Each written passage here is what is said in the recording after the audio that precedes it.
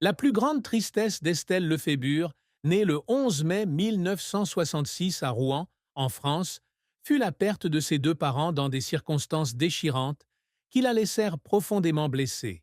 Fille de Gilles Lefébure, ancien directeur d'institut de beauté, et de Denise Lefébure, Estelle grandit dans une famille bourgeoise de la ville de Thautes, en Normandie, où elle fut élevée dans l'amour et la liberté. Cependant, la douleur de la perte de son père en 1989, au lendemain de son mariage avec David Hallyday, la laissa sous le choc et le vide. Son père, qui l'avait toujours encouragé à poursuivre ses rêves et était fier de sa carrière de mannequin, décéda subitement d'une crise cardiaque, la laissant sans la possibilité de lui dire adieu. Elle confia un jour avoir pleuré pendant des heures dans sa chambre, serrant contre elle la vieille chemise de son père, se sentant coupable de ne pas avoir pu être à ses côtés dans ses derniers instants. 13 ans plus tard, en 2002, sa mère décède dans un accident de voiture. Un autre choc la laisse avec le sentiment d'avoir perdu son plus grand soutien spirituel. Les jours qui suivent les funérailles, elle se rend souvent à la maison familiale en Normandie, assise tranquillement dans le jardin où sa mère soigne les fleurs, pleurant les souvenirs perdus. Cette tristesse s'accentue lorsqu'elle découvre, après la mort de son père, qu'il a d'autres enfants d'un précédent mariage, des sœurs qu'elle n'a jamais connues, la plongeant dans un sentiment de solitude et de désespoir face à sa propre histoire familiale. Une autre tristesse dans la vie d'Estelle réside dans les difficultés qu'elle rencontre à s'intégrer dans la société durant sa jeunesse, en raison de ses différences d'apparence et d'origine. Malgré sa beauté éclatante, avec ses cheveux blonds et ses yeux bleus, Estelle n'a pas toujours confiance en elle. Adolescente à Thautes, elle est souvent moquée par ses pairs pour son rêve de devenir hôtesse de l'air, un métier qui exige une certaine taille, alors qu'elle ne mesure qu'1,75 m, soit moins que de nombreux mannequins de haute couture. Les railleries la faisaient douter d'elle-même, et certaines nuits, elle pleurait dans sa chambre, se demandant si elle avait le talent nécessaire pour survivre dans la campagne normande. Bien qu'elle ait connu plus tard un grand succès dans le mannequinat, le souvenir de ces moments de doute est resté gravé dans sa mémoire, la poussant à toujours prouver sa valeur par son travail et ses actions philanthropiques. Le parcours d'Estelle Lefébure est celui d'une ascension fulgurante pour devenir l'un des top modèles les plus en vue des années 90 et 90, jalonné de succès éclatants et d'échecs cuisants. Ayant grandi en Normandie, Estelle n'avait aucune intention de devenir mannequin. Après son bac, elle s'inscrit en BTS Gestion, comptabilité et informatique, avec l'intention de trouver un emploi stable. Mais son destin bascule lorsqu'elle est repérée dans les rues de Paris en 1985, à seulement 19 ans, par un agent de Prestige Models. Elle signe rapidement chez Prestige, puis rejoint Karine Models en France et Elite aux États-Unis. Sa première campagne avec Guerlain en 1986 lui ouvre de plus grandes perspectives, et elle devient rapidement l'égérie de Guess pour une campagne réalisée par Wayne Mazer à Austin, au Texas. Cette campagne la propulse sur le devant de la scène nationale, suivie de couvertures de magazines prestigieux tels que Vogue américain, avec le photographe Richard Avedon, et Elle américain avec Marc Ispar. Elle apparaît également en couverture du Elle français 37 fois depuis 1985, un record sans précédent, et est nommée parmi les 50 plus belles personnes du monde par People en 1994. Ses collaborations avec de grandes marques comme Christian Dior, Cartier, L'Oréal et Thierry Mugler, et notamment son rôle d'ambassadrice du parfum Angel en 1992, ont consolidé son statut de top modèle international. Parallèlement à sa carrière de mannequin, Estelle s'est également essayée à la télévision et au cinéma. En 1992, elle a co-animé le concours sur Canal+ avec Jean-Luc Delarue, puis Courant d'air, une émission de voyage où elle partageait ses coups de cœur mode et culinaire en Europe et aux États-Unis. Elle a également animé des émissions comme Samedi soir chez Estelle sur France 2 en 1998 et One to One with Estelle sur Surf Channel aux États-Unis. Cependant, Ses efforts n'ont pas tous été couronnés de succès. Les 2 épisodes pilotes de Louis d'Estel, produits par TF1, n'ont jamais été diffusés, la laissant profondément déçue après des mois de préparation. Elle a pleuré en studio à l'annonce de la nouvelle, ayant le sentiment d'avoir perdu son temps et ses efforts. Au cinéma, elle a fait ses débuts dans son propre rôle dans la comédie Grosse Fatigue en 1994, aux côtés de Carole Bouquet, et a ensuite joué dans des films comme Absolument fabuleux, Frontières et Chrysalis. Cependant, son rôle dans Cavalcade en 2005 a reçu des critiques mitigées, la blessant par la lecture de critiques négatives. Elle a également participé à l'émission Danse avec les stars sur TF1 en 2012, mais n'a terminé que 6e, un résultat qui l'a laissé en larmes après la finale, estimant ne pas avoir été à la hauteur des attentes du public. L'effort constant de concilier mannequin, actrice et présentatrice l'a épuisée, mais lui a aussi appris à accepter l'échec et à aller de l'avant. Le succès d'Estelle Lefébure reflète son désir non seulement de briller dans l'industrie de la mode, mais aussi de laisser une empreinte sur la société et sa vie personnelle. L'un de ses plus grands objectifs était de devenir mannequin, célèbre non seulement pour sa beauté, mais aussi pour son professionnalisme et sa personnalité accessible. Être choisie comme égérie du Parfum Angel de Thierry Mugler en 1992 a été une étape importante, car elle est devenue un symbole de l'élégance et du charme des femmes françaises.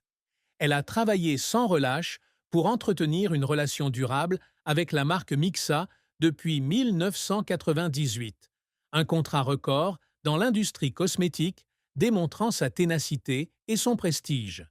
Elle a également fait la couverture de magazines internationaux, de Vogue à Elle en passant par Sports Illustrated, avec 4 apparitions dans l'édition Maillot de bain en 1988, 1989, 1990 et 1993. Ces séances photos l'obligeaient à préserver sa silhouette et sa santé dans des conditions de travail difficiles. Des séances photos dans la chaleur du désert aux longues journées en studio froid. À la télévision, Estelle a toujours aspiré à devenir une présentatrice appréciée. L'émission Courant d'air, où elle présente des villes comme Londres, Madrid et New York, est un projet dans lequel elle s'investit activement, avec l'espoir d'offrir au public un regard neuf sur la mode et la culture. Bien que l'émission n'ait pas rencontré le succès escompté, elle a continué à se lancer dans des projets comme One to One with Estelle, où elle interviewe des stars internationales dans l'espoir de se forger une image de présentatrice intelligente et captivante. Côté comédie, elle a constamment perfectionné ses compétences, suivant des cours à Paris et à Los Angeles pour se préparer à ses rôles dans Frontières et Chrysalis. De plus, Estelle s'efforce d'être une mère dévouée pour ses 3 enfants, Ilona, Emma et Giuliano, et une grand-mère aimante pour son petit-fils Harrison. Elle prend le temps de participer à des actions caritatives, comme un voyage dans la communauté Samburu au Kenya pour l'émission Rendez-vous en Terre Inconnue en 2019, afin de sensibiliser le public aux enjeux sociaux. Ces réussites, grandes et petites, sont le fruit de la persévérance d'Estelle et de sa passion pour une vie pleine de sens.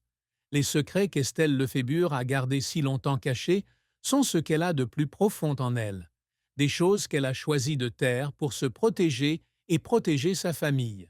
L'un des plus grands secrets réside dans les difficultés psychologiques qu'elle a rencontrées au début de sa carrière. À son arrivée à Paris en 1985, elle vivait dans un petit appartement et travaillait sans relâche pour se faire un nom dans l'industrie de la mode. La pression de la concurrence avec des mannequins comme Cindy Crawford et Carla Bruni, combinée à la peur de ne pas être à la hauteur, lui a causé des périodes de stress extrême.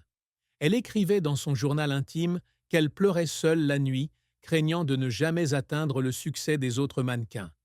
Estelle a gardé ce secret, même à sa famille, car elle ne voulait pas qu'on pense qu'elle n'était pas reconnaissante de l'opportunité qui lui était offerte. Au lieu de cela, elle a trouvé des moyens de faire face en suivant des cours de yoga et de méditation, ce qui l'a aidée à retrouver son équilibre. Un autre secret était la difficulté de sa relation avec ses demi-sœurs, qu'elle n'a connue qu'après le décès de son père. Bien qu'elle ait tenté de nouer une relation avec eux, les différences de conditions de vie et le décalage horaire ont rendu la tâche difficile. Elle se sentait coupable de ne pas pouvoir établir de liens plus profonds avec eux, et ces rares rencontres la plongeaient souvent dans un sentiment d'isolement. Estelle a également gardé pour elle certains détails de sa santé, notamment ses douleurs dorsales chroniques causées par son emploi du temps chargé et ses longues séances photos. Bien que le public la voyait toujours rayonnante, elle parlait rarement des jours où elle devait se reposer complètement pour récupérer. Ses secrets, bien que non publics, étaient importants pour Estelle, une personne qui s'efforçait toujours de maintenir une image publique forte, mais qui traversait de profonds combats intérieurs. L'amour et le mariage d'Estelle Lefébure furent un voyage émotionnel, fait de moments d'amour intenses mêlés à des moments de profonde tristesse. Avant son mariage, elle a eu une brève relation avec l'homme d'affaires Jean-Philippe Alpa, mais c'est sa rencontre avec David Hallyday en 1988 dans l'émission Les uns et les autres qui a changé sa vie. Ils sont rapidement tombés amoureux et leur mariage, le 15 septembre 1989, a été un événement qui a attiré l'attention des médias français. À cette époque, elle se fait connaître sous le nom d'Estelle Hallyday et le couple devient des icônes de leur génération. Ils ont deux filles, Ilona, née en 1995, et Emma, née en 1997, qui apportent à Estelle le plus grand bonheur de sa vie. Cependant, leur mariage ne se déroule pas sans heurts. La pression de leurs carrières respectives, combinée à l'attention médiatique constante, a progressivement fragilisé leur relation. Ils divorcent en 2001, une décision qui laisse Estelle profondément anéantie. Elle raconte avoir pleuré certaines nuits en repensant aux années heureuses passées, se sentant coupable de ne pas pouvoir préserver l'unité de sa famille pour ses enfants. Malgré cela, elle et David restent en bons termes et élèvent Ilona et Emma ensemble. Après son divorce, Estelle a rencontré Arthur, un présentateur de télévision et de radio populaire, en 2003. Ils se sont mariés le 12 février 2004, mais leur union n'a duré que jusqu'en 2008. Leurs différences de vie et leurs emplois du temps chargés les ont éloignés.